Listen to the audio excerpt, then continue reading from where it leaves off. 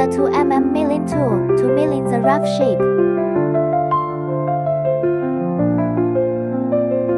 Use 0.5mm milling tool to milling the bore.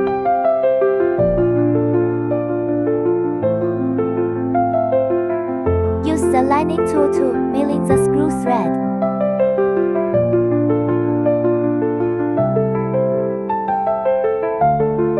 Use a saw blade knife to cut off the screws. Use the ball head tool to milling the arc.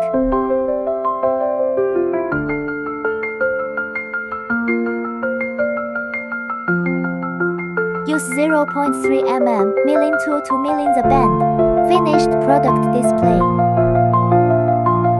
Add WhatsApp, get more details.